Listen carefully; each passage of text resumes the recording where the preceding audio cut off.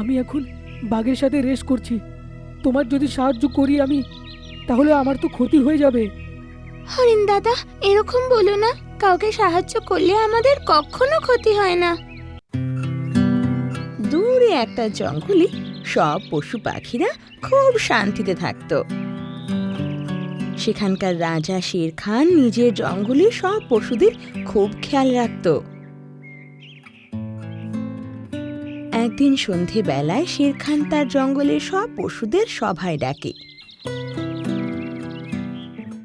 আমার জঙ্গলবাসীরা, আমার ভাইয়ের শরীর একদম ভালো নেই।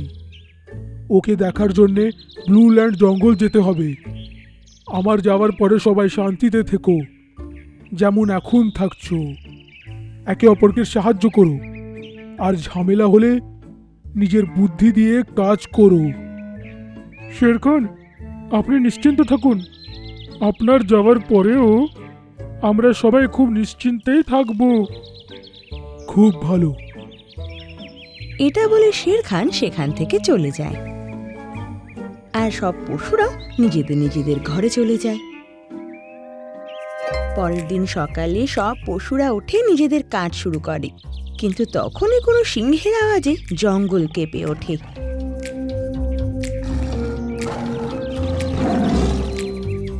তো সব পশুরা সাহস করে সেই আওয়াজের দিকে এগিয়ে যায়। তো ওরা দেখে যে শের খানের টিলায় একটা বাঘ এসে দাঁড়িয়ে আছে। কে তুমি? গলা নামিয়ে কথা বলো।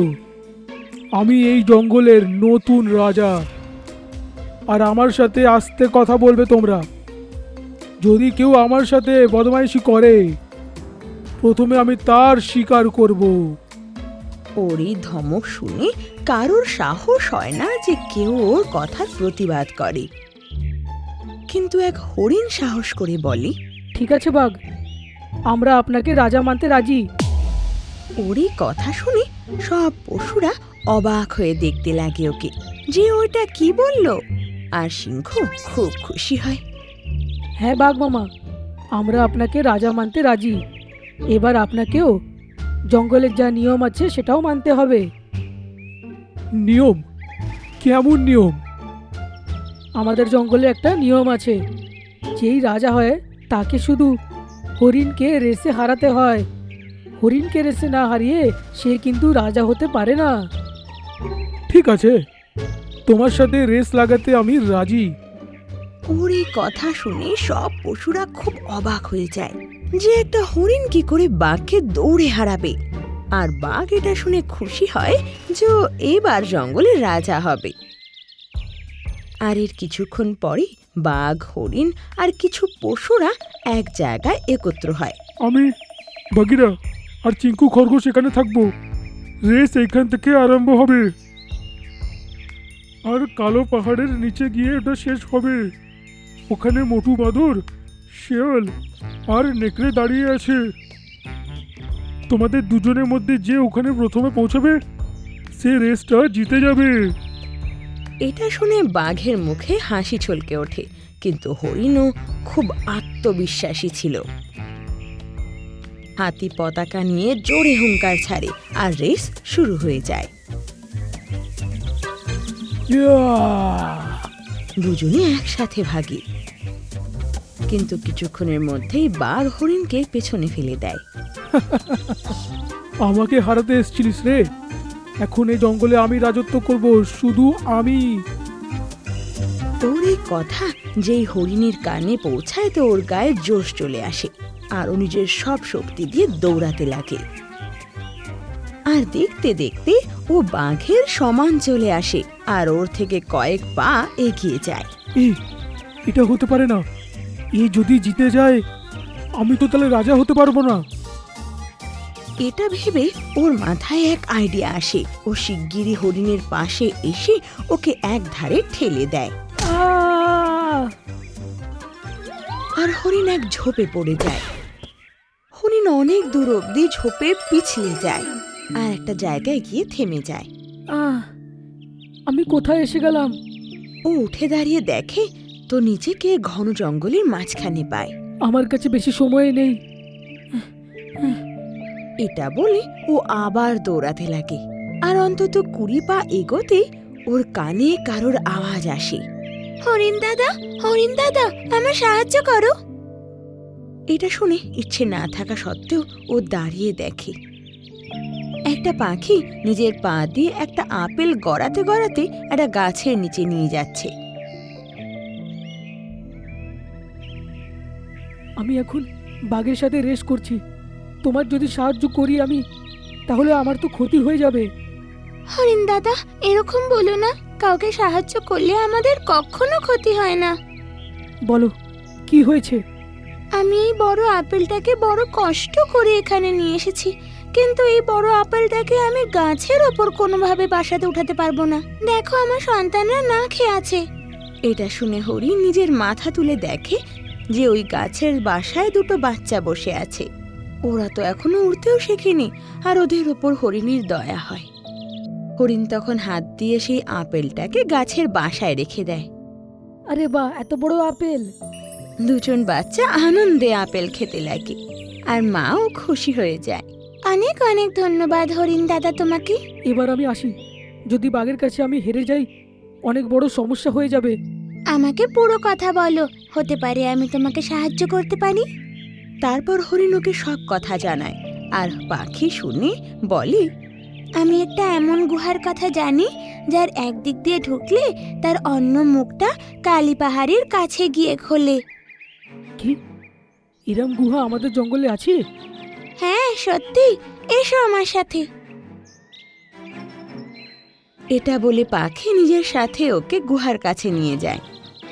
হরিণ তখন দৌড়ে সেই গুহার ভেতর ঢোকে আর নিজের পুরো শক্তি লাগিয়ে দেয়। গুহা খুব লম্বা ছিল আর অন্ধকারও, তবুও হরিণ নিজের সর্বসাহস লাগিয়ে দৌড়াতে লাগে। এদিকে নেকড়ে, মন্টু বাঁদর আর শিয়াল সামনে বাঘকে একা দৌড়ে আসতে দেখে খুব চিন্তায় পড়ে যায়। এটা তো শুধু বাঘটাই আসছে, হরিণ কোথায় গেল? কিছুক্ষণের মধ্যে এই জঙ্গলের রাজা আমি হয়ে যাব। বাঘ আর কয়েক হাত দূরেই ছিল, আর তিনজন পশু চিন্তায় খুব উদ্বিগ্ন দেখাচ্ছিল। কিন্তু তখনই বাঘের পাশে গুহা থেকে হঠাৎ হরিণ বেরিয়ে আসে। আরে, এই আবার কোত্থেকে এলো? বাঘ খুব জোরে দৌড়ায়, কিন্তু হরিণ শেষমেশ রেসের শেষে পৌঁছে যায়, আর এটা দেখে তিনজন পশু খুব খুশি হয়। আরে দূর বাবা! সব পশুরা আনন্দে লাফাতে লাগে, কিন্তু বাঘ রেগে আগুন হয়ে যায়। তোমরা এখানে বেইমানি করেছো। আমার আগে এইখানে কি করে আসতে পারে? বেইমানি তো তুমি করেছিলে। তুমি আমাকে জঙ্গলে ধাক্কা মারলে যাতে আমি রেসে তোমার কাছে হেরে যাই। এটা শুনে জঙ্গলের সব পশুরা বাঘকে আজব চোখে দেখতে লাগে। সে তুই পাখিকে অনেক ধন্যবাদ। আমি তার সাহায্য করলাম আর ও আমাকে এই রাস্তাটা বলে দিল। এটা শুনে বাঘের নিজের ওপর খুব অনুশোচনা হয়, আর ও ওখান থেকে চলে যায়। ছোট হরিণ, তুমি আমাদের বাঁচালে আজকে, না হলে ওর গোলাম হয়ে থাকতে হতো। কেউ ঠিকই বলেছে, কারুর সাহায্য করলে কোনোদিনও ক্ষতি হয় না। তাহলে আপনি বলে দিন, জঙ্গলের সবথেকে ভালো জানোয়ারটি কে? জবাব তোমাদের সামনেই। জঙ্গলের সব জানোয়ারদের ছেড়ে আমার কাছে এসছো, তার মানে তোমরা এটা নিজের থেকেই বুঝে যাও যে সবচেয়ে বুদ্ধিমান আর ভালোটি কে।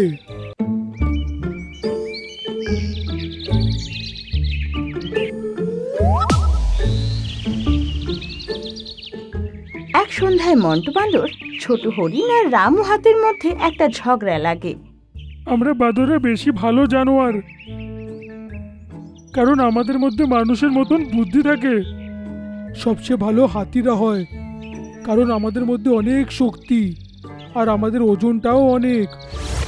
বাজে কথা। হরিণরা গতিতেও জোরে আর দেখতেও খুব সুন্দর। হরিণ সবথেকে ভালো জানোয়ার। এখন ওদের তর্ক বাড়তে লাগলো। শেষমেশ ওরা শের খানের কাছে গেল। তোমরা তর্ক কেন করছো? তাহলে আপনি বলে দিন, জঙ্গলে সব থেকে ভালো জানোয়ারটি কে? জঙ্গলে কোনো জানোয়ারটি খারাপ নয়। তোমরা সবাই নিজেদের মধ্যে একটা খুব ভালো জানোয়ার। কিন্তু জঙ্গলে সব থেকে ভালো কে শের খান? জবাব তোমাদের সামনেই। জঙ্গলে সব জানোয়ারদের ছেড়ে আমার কাছে এসছো, তার মানে তোমরা এটা নিজের থেকেই বুঝে যাও যে সবচেয়ে বুদ্ধিমান আর ভালোটি কে। তার মানে আপনার অনুযায়ী জঙ্গলে সব থেকে ভালো জানোয়ারটি আপনি? ঠিক আছে, যেরকম মানুষরা নিজের প্রধান বাঁচার জন্য ইলেকশন করে, সেরকম জঙ্গলেও একটা হোক, কি বলেন? ঠিক আছে, করে দেখে নাও। আমার রাজ্যে সবাই খুশি। তোমরা ক্রিসমাস পালন করলে, হোলি করলে, সবাই আনন্দ করলে, আমার থাকতেই তো করলে না। ইলেকশন করার অনুমতিটাও আমিই দিচ্ছি। হ্যাঁ, এখন জানোয়াররা নিজের পছন্দে ভোট করবে, আর যে ইলেকশনটা জিতবে সে আপনার মতন জঙ্গলের রাজা হবে। জঙ্গলের রাজা? ঠিক আছে, আমি রাজি। আমার মনে হয় আমাকেই সবাই ভোট দেবে। এটা বলে শের খান ওখান থেকে চলে যায়। তোরা তো বেকার বেকার তর্ক করছিস। ভোট হলেও সবাই শের খানকে ভোট করবে, কারণ সবাই এনার রাজত্বে খুশি আছে। আমরাও শের খানকে হারাতে পারি, যেরকম মানুষরা ভোট করে হারায়। এমন কিছু একটা করতে হবে যাতে জানোয়াররা অনেক অসন্তুষ্ট হয়ে যাক, তাহলে ভোট দেবে না আর শের খান হেরে যাবে। কিন্তু আমরা এমন কি করতে পারি? যদি শের খানের থেকে বাঁচার আছে, তাহলে গোল্ডির কাছে আমরা যাব। ও খুব হিংসা করে, সে আমাদের কোনো না কোনো রাস্তা নিশ্চয়ই দেবে।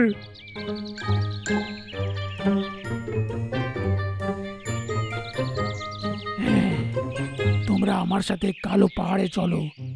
ওইখানে এক ধরনের ফুল পাওয়া যায়, ওটাকে পিষে নিলে, তারপর রোদের মধ্যে রেখে দিলে কিছুক্ষণের মধ্যে পাউডার হয়ে যাবে। যদি ওই পাউডারটাকে তোমরা পুকুরের জলে ফেলে দাও, তাহলে পুকুরের জল দূষিত হবে। যে ওই জলটাকে একবার খাবে সে অসুস্থ হয়ে পড়বে। কিন্তু ঠিক কি করে হবে? কিছুক্ষণ পেটে ব্যথা হবে, তারপর ওরা নিজেরাই ঠিক হয়ে যাবে।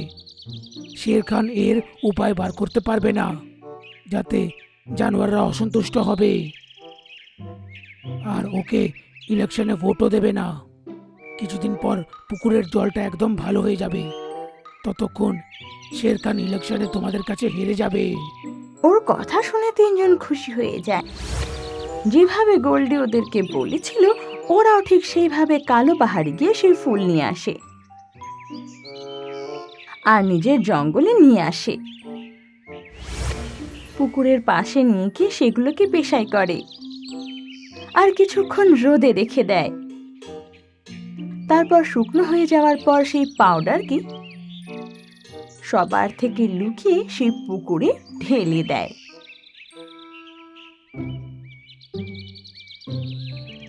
সকাল হতে না হতে সেই জলের রং বদলে হলুদ হয়ে যায়, আর সকাল হতে না হতে পশুরা সেখানে দল বেঁধে জল খেতে আসে। আর যেই সেই জল খায়, অমনি পেট ব্যথা শুরু হয়ে যায়। ইয়েস, প্ল্যানটা কাজ করছে। চলো এখন শের খানের কাছে যাওয়া যাক। ওরা তখনই শের খানের কাছে পৌঁছায় আর নিজেদের সাথে পুকুরে আসতে বলে। যেই শের খান ওদের সাথে পুকুরের ধারে পৌঁছায়, তো সব পশুদের সেখানে কষ্ট পেতে দেখেও অবাক হয়ে যায়। শের খান, তোমার থাকতে পুকুরের জল দূষিত হয়ে গেছে। যে ওটাকে একবার খাচ্ছে তার পেটে খুব ব্যথা করছে। কেউ এখন ওই পুকুর থেকে জল আর খাবে না। কিন্তু ততক্ষণ তো তেষ্টায় মরতে পারবো না। যদি আপনার রাজত্বতে জঙ্গলের জানোয়াররা জল না খেয়ে রয়ে যায়, তাহলে এটা প্রমাণ হয়ে যাচ্ছে যে আপনি রাজা হওয়ার যোগ্য নন। আমি শুধু একবার জানতে পারি যে জল দূষিত কী করে হয়েছে, তারপর আমি পুকুরের জল ঠিক করে দেব। শের খান এখন খুব চিন্তায় পড়ে যায়। ও বুঝতে পারছিল না যে হঠাৎ পুকুরের জল হলুদ কি করে হলো। ও ভাবতে ভাবতে অর্ধেক দিন পুকুর ধারেই কাটিয়ে দেয়, কিন্তু কোনো পথ খুঁজে পাচ্ছিল না। সব পশুরা সেই পুকুরের ধারেই পড়েছিল, আর এই সব দেখে ওর মুখ আরো গম্ভীর হচ্ছিল। এসব কি হয়ে গেল? গোল্ডি তো বলেছিল কিছুক্ষণের মধ্যে সবাই ঠিক হয়ে যাবে, কিন্তু আরো খারাপ হয়ে যাচ্ছে। এখন তো এটা অনেক বড় সমস্যা হয়ে পড়লো। আমার জঙ্গলের জানোয়াররা এত ব্যথায় কষ্ট পাচ্ছে, আর আমি কিচ্ছু করতে পারছি না। তোমরা ঠিক বলেছিলে, আমি রাজা হওয়ার যোগ্যই নয়। শেরখান, এটা যা হচ্ছে এটা সব আমাদের ভুল, আপনার নয়। বলতে কি চাও? এবার মন্টু বান্দর শের খানকে সব কথা বলে দেয়। তোমরা এটা খুব ভুল করেছো। আমায় ছোট করার জন্যে এই কাণ্ড ঘটালে। দেখো, তোমার কর্মের ফল জানোয়াররা এখন পাচ্ছে। কি করতে পারি এখন আমরা, শেরখান? আমি জানতাম না যে জলটা দূষিত কি করে হলো। যখন কারণটা বলেছো, তার সমাধান আমি দিচ্ছি। গোল্ডির জঙ্গলে বিষাক্ত ফুলের সমাধান আমাদের জঙ্গলে সাদা ফুলটাই দিতে পারে। তোমরা শোনো, আমার সাথে এসো। তিনজনে শের খানের পিছু পিছু এক জায়গায় পৌঁছায়, আর শের খানের কথা অনুযায়ী সেখান থেকে সাদা ফুল পেরে নিয়ে আসে।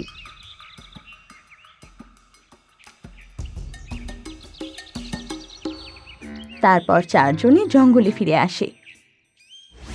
শের খান প্রত্যেক পশুকে একটা করে ফুল খেতে বলে, আর ওরা যখন সেই ফুলটাকে চাবিয়ে খায়, অমনি ওদের পেটের ব্যথা এক ঝটকায় গায়েব হয়ে যায়। যেইভাবে আগের বারটায় তোমরা ওটা পিষে তার পাউডার বানিয়েছিলে, এর সেরকম করেই পাউডার বানাও। আবার ওরা শের খানের কথা অনুযায়ী সেই ফুলটাকে পেশা শুরু করে, আর পিষে রোদে রেখে গুঁড়ো বানিয়ে নেয়। আর সেই গুঁড়ো নিয়ে গিয়ে পুকুরের চার ধারে ফেলে দেয়। পরের দিন সকালে যখন সব পশুরা সেই পুকুর ধারে পৌঁছায়, তো পুকুরের জল একদম পরিষ্কার হয়ে গিয়েছিল। আগে আমি এটা খেয়ে দেখি, যদি কিছু না হয় তাহলে তোমরা এটা খেয়ে নিও। শের খান অল্প একটু জল খায়। সব পশুরা ওকে দেখছিল, কিন্তু ওর কোনো আজব কিছু মনে হয় না। হ্যাঁ, জল ঠিক হয়ে গেছে, তোমরা এখন খেতে পারো। সব পশুরা খুশি হয়ে যায় আর আনন্দে জল খেতে লাগে। মন্টু বাঁদর, রামু হাতি আর ছোট হরিণ সবাইকে সুস্থ স্বাভাবিক দেখে খুবই খুশি হয়। শেরখান, জঙ্গলের সব থেকে ভালো জানোয়ার হলেন আপনি। আপনার থেকে জঙ্গলে কেউ ভালোই না। ওদের মুখ থেকে এই কথা শুনে সব পশুরা খুব খুশি হয়ে যায়, আর শের খানও হাসতে হাসতে বলে, আমি কি জঙ্গলের রাজা হওয়ার যোগ্য আছি, না আবার তোমরা জঙ্গলে ইলেকশন করতে চাও? না শেরখান, জঙ্গলে কোনো ইলেকশন হবে না।